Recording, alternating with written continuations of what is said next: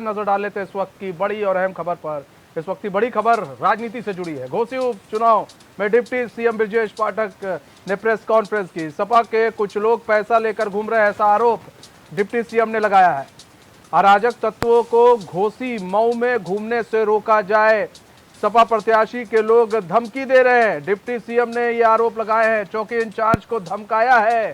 सपा गुंडई अराजकता पर उतर आई है, चुनाव को प्रभावित कर सकती है सपा। डिप्टी सीएम ने यह बात कही है, सपा के डीएनए में ही अराजकता है, सपा किसी भी समय हिंसा करा सकती है।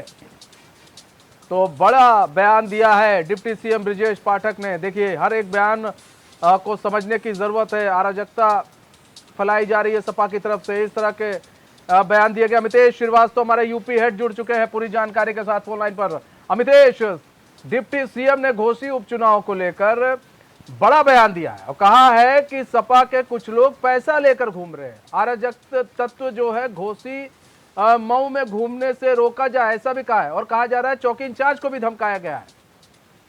देखिए, एक बड़ा आरोप मनीष यूपी के डिप्टी सीएम ब्रजेश पाठक ने लगाया है और बाकायदा उन्होंने एक प्रेस कॉन्फ्रेंस की है। इस प्रेस कॉन्फ्रेंस करने के बाद से उन्होंने जो कुछ कहा वो हैरान और परेशान करने वाला है। उन्होंने साफ तौर पे कहा कि समाजवादी पार्टी के जो लोग हैं वो पैसा लेकर घूम रहे हैं। पूरी तरीके से घोसी उपचुनाव में जो अराजकता का माहौल है वो सामने आ रहा है। उसके अलावा ब्रजेश पाठक ने ये भी कहा है कि जो सपा प्रत्याशी के जो लोग हैं वो जो वोटर्स हैं उनको धमकी दे रहे हैं। चौकी इंचार्ज जो है घोसी के, उनको तक धमकाया गया। साथ ही यूपी के डिप्टी सीएम ब्रजेश पाठक ने ये भी आरोप लगाया है मनीष कि सपा पूरी तरीके से गुंडई और जो अराजकता का माहौल है वो पैदा करना चाहती है, चुनाव को प्रभावित कर सकती है समाजवादी पार्टी। ये कहना है डिप्टी सीएम ब्रजेश पाठक का। साथ ही उन्होंने एक सबसे बड़ी और सबसे गंभीर बात कही है मनीष, जो सबको हैरान करती है। उन्होंने ये भी कहा है कि समाजवादी पार्टी किसी भी समय हिंसा करा सकती है। बड़ा आरोप है मऊ में ये बड़ा आरोप है, गंभीर आरोप है। और ये आरोप तब और बड़ा हो जाता है जब सूबे का डिप्टी सीएम इस तरह का बयान दे। डिप्टी सीएम ब्रजेश पाठक ने साफ तौर पे कहा है और आरोप लगाया है समाजवादी पार्टी के लोगों पर कि मऊ के घोसी में हिंसा तक हो सकती है। फिलहाल जिस तरह का आरोप है उसके बाद से समाजवादी पार्टी की तरफ से पलटवार आना बाकी है, लेकिन ये जरूर है कि जो सहमास का जो खेल है वो घोसी में देखने को मिल रहा है। लगातार मनीष समाजवादी पार्टी के लोगों ने भी आपको याद होगा कि परसों एक गंभीर आरोप लगाया था।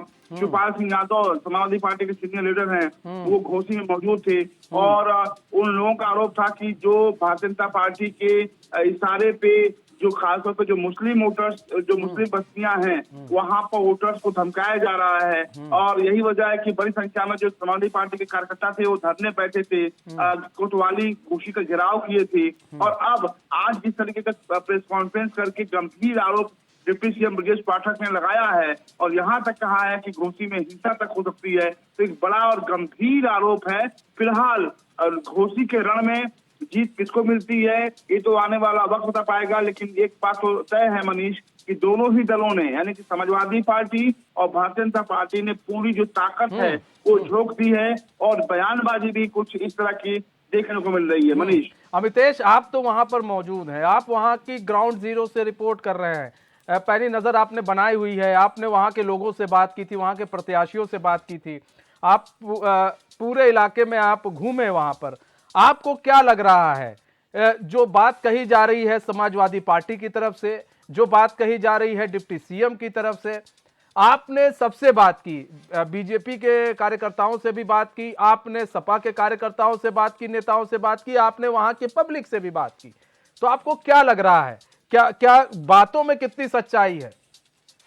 देखिए, सबसे बड़ी हैरान और परेशान करने वाली बात यह है मनीष की अगर सूबे का डिप्टी सीएम का ये बयान आता है कि मऊ में घोसी में हिंसा भी भड़का सकती है समाजवादी पार्टी, तो एक गंभीर और बड़ा आरोप है।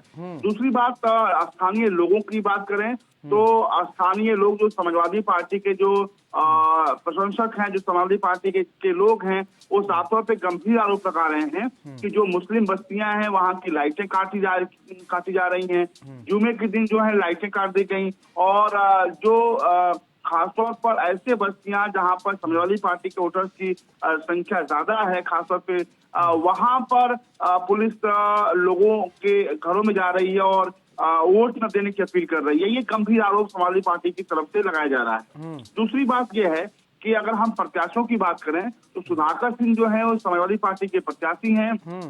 घोसी से वो विधायक रह चुके हैं, स्थानीय हैं और यही वजह है कि स्थानीय लोगों में उनका पलड़ा भारी दिखाई दिया। दूसरी तरफ अगर दारा सिंह चौहान की बात करें तो दारा सिंह चौहान घोसी से विधायक रहे हैं, समाजवादी पार्टी में थे, समाजवादी पार्टी से उन्होंने पाला बदला और एक बार फिर से उन्होंने बीजेपी का दामन थामा है। हालांकि समाजवादी पार्टी से पहले वो यूपी सरकार में वन एवं पर्यावरण मंत्री भी रहे हैं। तो लोगों में दारा सिंह चौहान को लेकर गुस्सा तो हमें दिखा, लेकिन जिस तरीके से भावनात्मक रूप से दारा सिंह चौहान लोगों से जुड़ रहे हैं और ये कह रहे हैं कि भूल हुई, गलती हुई है और उसे माफ किया जाना चाहिए। और सबसे बड़ी बात यह है कि घोसी के रण में हमको एक सबसे बड़ी तस्वीर नजर आई मनीष, वो ये थी कि दारा सिंह चौहान खुद के नाम पर वोट नहीं मांग रहे हैं।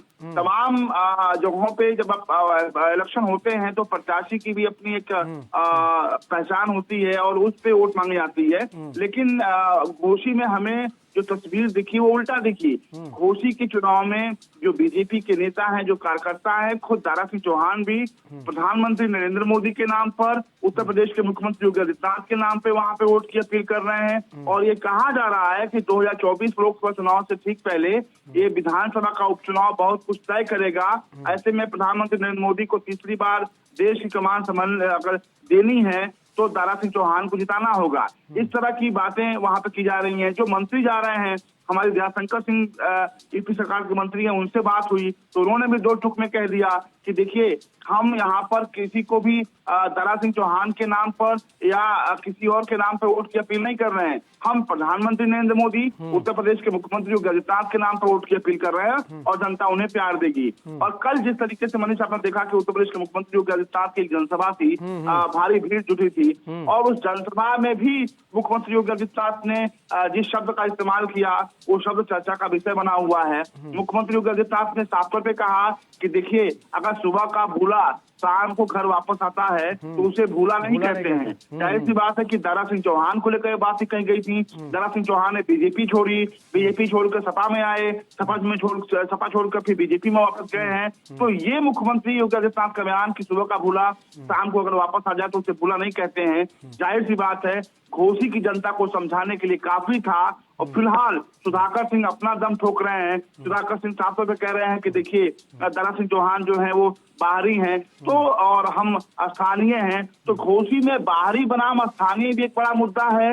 दूसरी बात यह है कि चूंकि 2024 का लोकसभा चुनाव से ठीक पहले ये उपचुनाव हो रहा है मनीष, तो ऐसे में इसे लोकसभा चुनाव से भी देखा जा रहा है और बीजेपी के नेता और कार्यकर्ता ये लोगों को बता रहे हैं कि देखिए प्रधानमंत्री नरेंद्र मोदी का चुनाव है, इंडिया बनाम एनडीए का चुनाव है। अगर ये चुनाव इस चुनाव से बहुत बड़ा संदेश जाएगा और यही वजह है कि बीजेपी के पक्ष में माहौल बनाने की जो कोशिश है वो बीजेपी के नेता और कार्यकर्ता कर रहे हैं। और ठीक इसी तरह की तस्वीर समाजवादी पार्टी के प्रत्याशी सुधाकर सिंह के भी पक्ष में देखने को मिल रही है। पूरी कुल मिलाकर अभी कोई चीज साफ नहीं है। ये नहीं कहा जा सकता है कि सुधाकर सिंह जा रहे हैं या फिर दारा सिंह आ रहे हैं। अभी फिर तस्वीर अभी थोड़ी धुंधली है, ये तो बाद में साफ हो पाएगा जब रिजल्ट आ जाएगा कि आखिर जनता ने किसके नाम पर मुहर लगाई है। अमितेश बने रहिए हमारे साथ।